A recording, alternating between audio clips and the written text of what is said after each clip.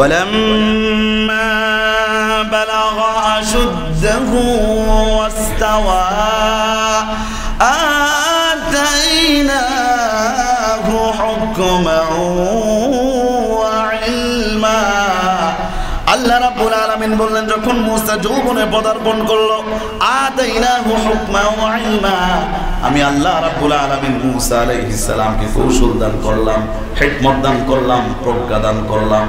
একটু জোরে বলেন সুবহানাল্লাহ। আল্লাহ বলেন কেন? ওয়া কাযালিকা নাজিল মুহসিনিন, ভালো মানুষ যারা আমি আল্লাহ এমনি তাদেরকে পুরস্কৃত করি। জোরে বলেন সুবহানাল্লাহ। আল্লাহর কাছ থেকে পুরস্কার নিতে হলে ভালো মানুষ হওয়া দরকার আছে না নাই? আল্লাহ রাব্বুল আলামিন মূসা আলাইহিস সালামকে কৌশল দান করলেন, প্রজ্ঞা দান করলেন, হিকমত দান করলেন। মূসা আলাইহিস সালাম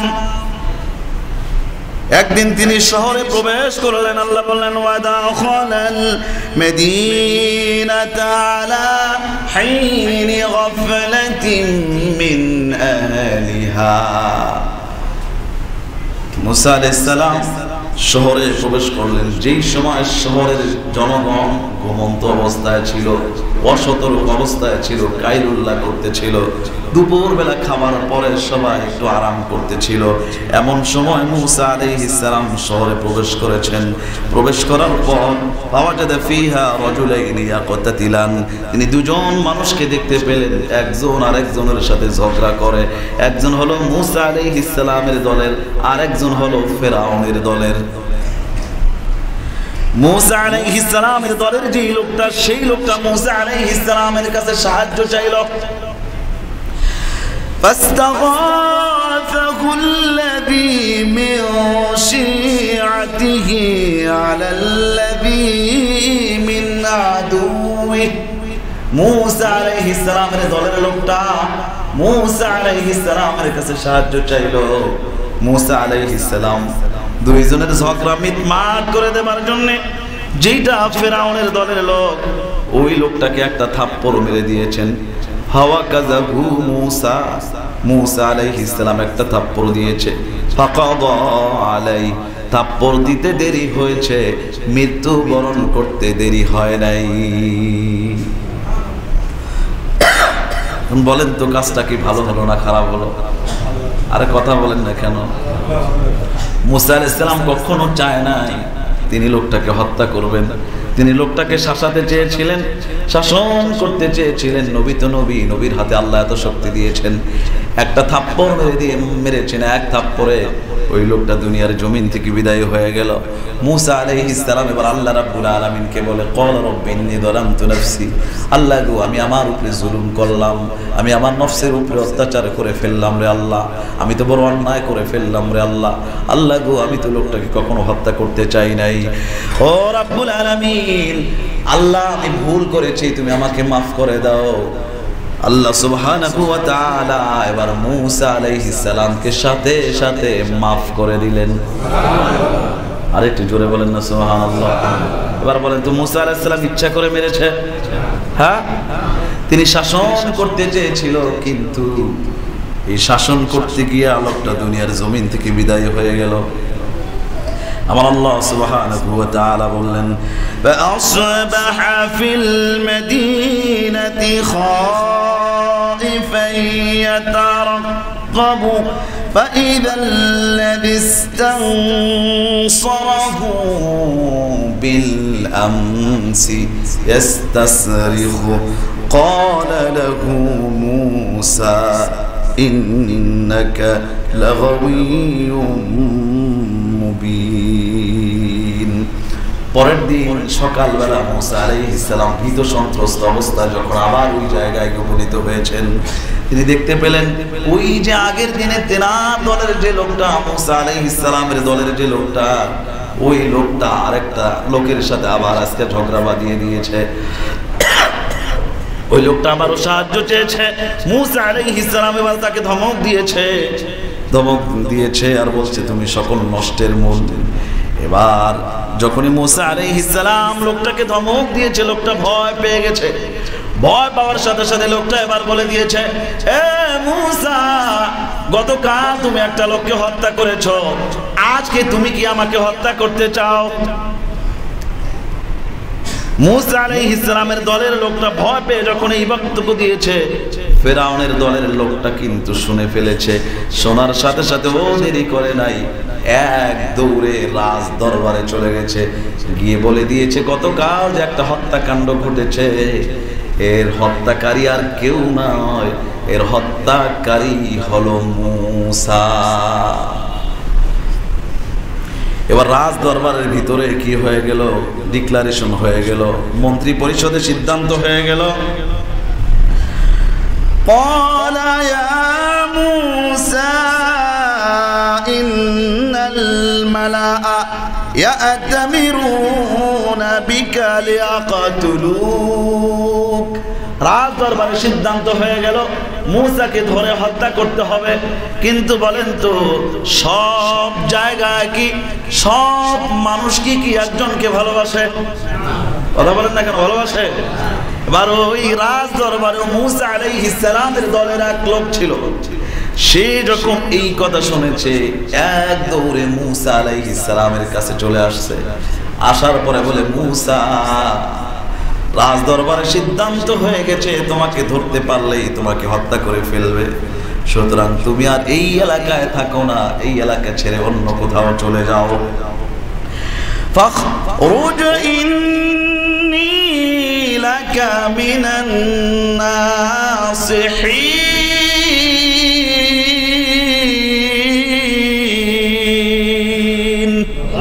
ও মূসা, ফাখরুজ, তুমি এখান থেকে বের হয়ে যাও। ইন্নী লাকা মিনান নাসিহিন, আমি তোমার হিতাকাঙ্ক্ষী, আমি তোমার কল্যাণকামী, আমি তোমার ভালো চাই।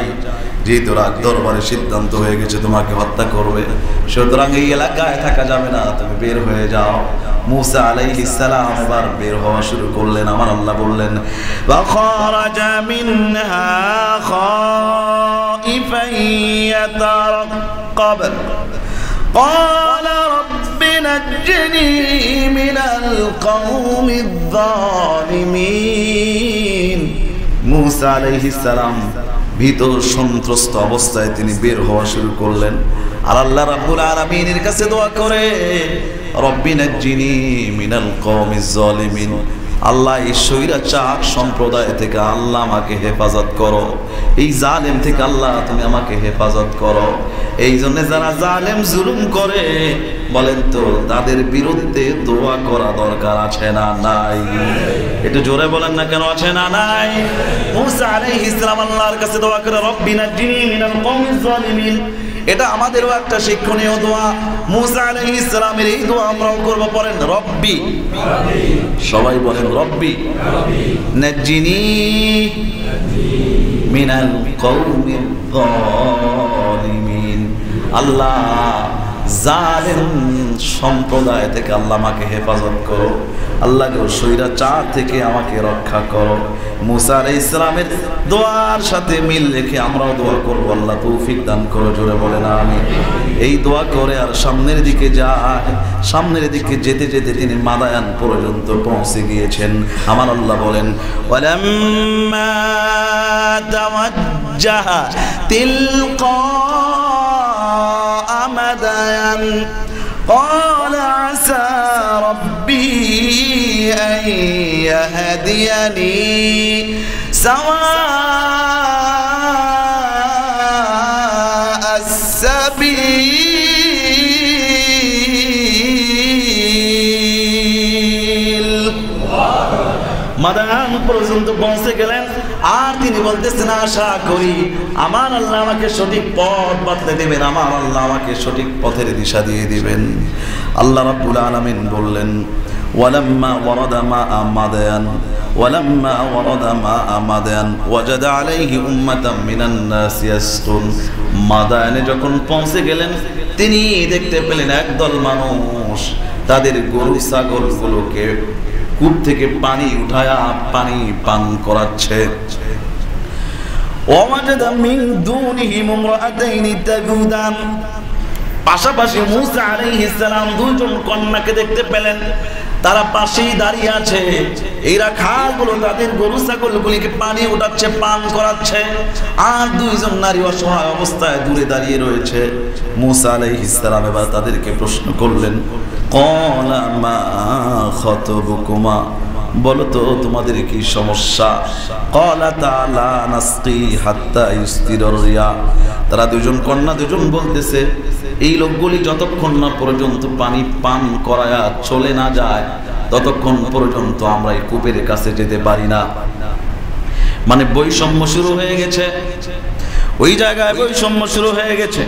নারী হওয়ার কারণে তাদেরকে স্যাক্রিফাইস করা হয় নাই, তাদেরকে সুযোগ প্রদান করা হয় নাই, বরং তাদের উপরে জুলুম করা হয়েছে।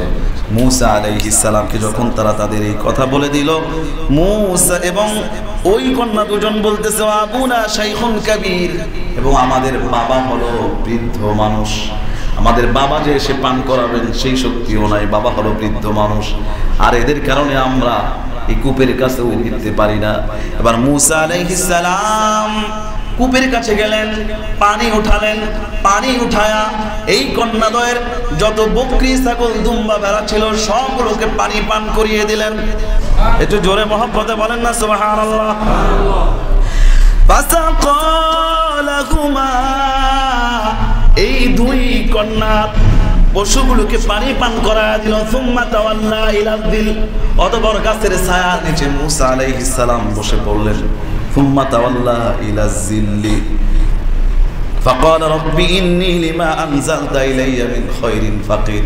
এবার মূসা আলাইহিস সালাম আল্লাহর কাছে বলে, আল্লাহ আমি তোমার অনুগ্রহের কাছে মুখাপেক্ষী, আল্লাহ আমি তোমার অনুগ্রহের ফকির, আল্লাহ তুমি আমার উপরে যে অনুগ্রহ করবে এই অনুগ্রহের মুখাপেক্ষী আমি মূসা, আল্লাহ তুমি আমার উপরে অনুগ্রহ করো। একটু জোরে মহব্বতে বলেন না সুবহানাল্লাহ। মূসা আলাইহিস সালাম আল্লাহ রাব্বুল আলামিনের কাছে যখন এভাবে বলতে লাগলেন, আর এই কন্যাদ্বয় আজকে অতি তাড়াতাড়ি বাড়িতে চলে গেছেন। বাড়িতে যখন তাড়াতাড়ি চলে গেছে, বাবা তখন জিজ্ঞেস করলো, কি ব্যাপার, আজ কেন এত তাড়াতাড়ি বাড়িতে চলে আসলা? এবার ওই কন্যারা বলতেছে, বোন দুজন বলতেছে, আজকে আমাদেরকে এমন একজন যুবক, আমানতদার বিশ্বস্ত একজন যুবক, সে কূপ থেকে পানি উঠায়া আমাদের এই বকরি ছাগলগুলোকে পানি পান করিয়ে দিয়েছে। একটু জোরে বলেন না সুবহানাল্লাহ। আর একটু জোরে বলেন সুবহানাল্লাহ। ফাজাআতহু ইহদাহুমা তামশি আলা ইস্তিহয়া,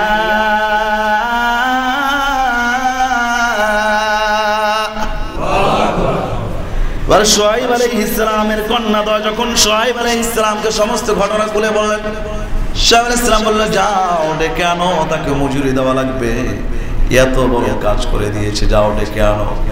লজ্জাবনত অবস্থায় দুই বোনের এক বোন মূসা আলাইহিস সালামের কাছে আসলেন।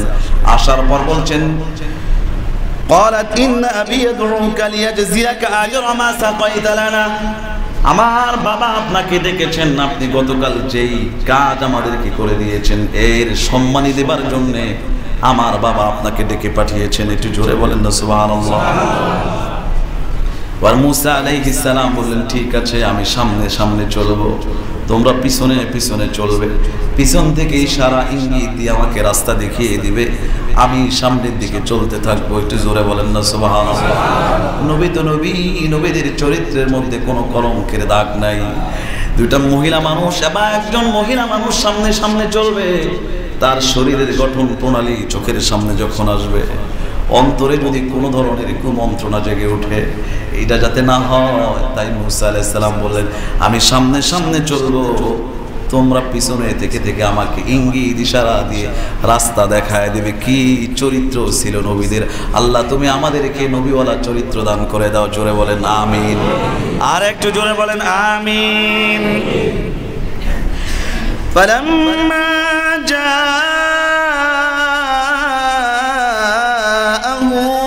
ওয়া ক্বাসা আলাইহিল ক্বাসাস, মুসা আলাইহিস সালাম যখন সমস্ত ঘটনা খুলে বললেন, আল্লাহ বললেন ফাকসুসিল কাসাস লাআল্লাকুম তাতাফাক্কারুন, ফাকসুসিল কাসাস লাআল্লাকুম তাতাফাক্কারুন, ঘটনা বর্ণনা করো, কাহিনী বর্ণনা করো।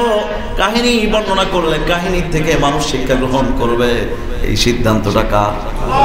একটু জোরে বলেন না কার? আল্লাহ নিজে বলেছেন ফাকসুসিল কাসাস, কাহিনী বর্ণনা করো, তাহলে আল্লাহুম ইয়াতাফাক্কারুন, মানুষ এখান থেকে শিক্ষা নিবে। মুসা আলাইহিস সালাম যখন সমস্ত ঘটনা খুলে বললেন, এবার শুআয়ব আলাইহিস সালাম বলে ক্বালা লা তাখাফ, মুসা রে আর ভয় পাওয়ার কারণ নাই, ভয় করো না, নাজাউতা মিনাল কওমিজ জালিমিন, আল্লাহ তাআলা তোমাকে ওই স্বৈরাচার থেকে মুক্ত করে দিয়েছে। আর একটু জোরে বলেন না সুবহানাল্লাহ। মুসা আলাইহিস সালামকে আল্লাহ সুবহানাহু ওয়া তাআলা আরেকজন নবীর মাধ্যমে নবীওয়ালা কাজ শিক্ষা প্রদান করবেন। এজন্য আল্লাহ রাব্বুল ইজ্জত আল্লাহর কৌশলে আল্লাহ তাআলা মুসা আলাইহিস সালামকে মাদায়ানে শুআয়ব আলাইহিস সালামের বাড়িতে পাঠালেন। সেখানে তিনি লালিত পালিত হবেন কেমনে? আর শুআয়ব আলাইহিস সালাম বললেন, ঠিক আছে রে মুসা, তুমি আমার বাড়িতে থাকো, আমার এই দুই কন্যার মধ্যে একজনকে তুমি বিবাহ করো, আর এই বিবাহের দিন মোহরানা হবে 8 বছর আমার বাড়িতে তুমি কাজকর্ম করবে, অথবা তুমি 10 বছর আমার বাড়িতে কাজকর্ম করবে। মুসা আলাইহিস সালাম বললেন, ঠিক আছে, এই দুইটা সিদ্ধান্তের মধ্যে আমি যে কোনো একটা যদি বাস্তবায়ন করি, 8 বছর যদি বাস্তবায়ন করি বা 10 বছর যদি বাস্তবায়ন করি, এই ব্যাপারে আমার উপরে আপনি কোনো হস্তক্ষেপ করতে পারবেন না। ওয়াল্লাহু আলা মা নাকুলু ওয়াকিল।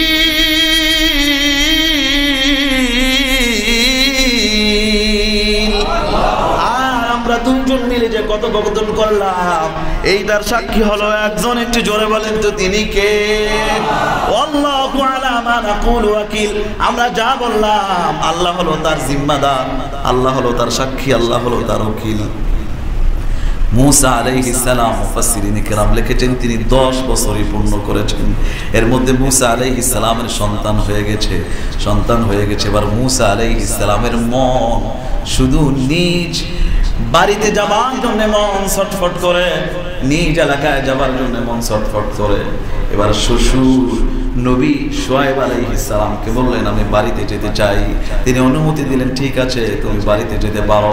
মুসা আলাইহিস সালাম এবার তেনার স্ত্রীকে সঙ্গে নিয়ে রওনা হয়ে গেলেন মিশরের দিকে। আমার আল্লাহ বললেন, ফালাম্মা কাদা মুসাল আজালা ওয়া সারা বিআহলিহি আনাসা মিন জানিবিত তুর নারা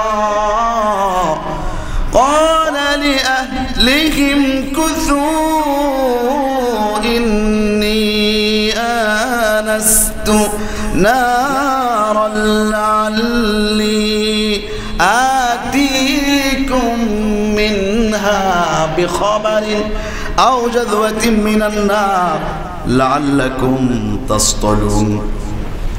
মুসা আলাইহিস সালাম স্ত্রী সন্তান সহ যখন রওনা হয়ে গেলেন, শ্বশুর মুসা আলাইহিস সালামকে অনেক কিছু দিয়েছেন, সব কিছু নিয়ে যখন রওনা হয়ে গেলেন, প্রতিমধ্যে মুসা আলাইহিস সালামের স্ত্রী সন্তান সম্ভব ছিল। তেনার প্রসব বেদনা উঠে গেল। আগুনের প্রয়োজন হয়, গরমের প্রয়োজন হয়। মুসা আলাইহিস সালাম মুফাসসিরিনে কিরাম লিখেছেন, পাথরে পাথরে ঘর্ষণ করলেন, আগুন জ্বালাতে ব্যর্থ হলেন। মুসা আলাইহিস সালাম নানাভাবে আগুন জ্বালাবার চেষ্টা করলেন, আগুন জ্বালাতে ব্যর্থ হলেন। এবার মুসা আলাইহিস সালাম স্ত্রীকে বললেন, ইমকিসু, এই জায়গায় অপেক্ষা করো, ইশতিহার, এই জায়গায় অবস্থান করো, দেখে আমি কোথা থেকে আগুন আনতে পারি কিনা। মুসা আলাইহিস সালাম সামনের দিকে যায়, আর তিনি দেখতে পায় একটা আগুন জল জল জল জল করতেছে। যতই সামনে যায় আগুন ততই জলমল জলমল করে। কিন্তু যখন এই আগুনের কাছে যেতে যেতে মুসা আলাইহিস সালাম একবারে পাহাড় পর্যন্ত চলে গেছেন, তিনি দেখতে পেলেন আগুন যতই জ্বলে একটা গাছের পাতাগুলো ডালগুলো ততই সবুজ আর সবুজ হতে থাকে। আর একটু জোরে বলেন না সুবহানাল্লাহ। মুসা আলাইহিস সালাম যখন পাহাড়ে উপনীত হয়ে গেছেন, আমার আল্লাহ সুবহানাহু ওয়া তাআলা মুসা আলাইহিস সালামকে ডাক দিয়ে বলে, ইন্নানি আনা আল্লাহ।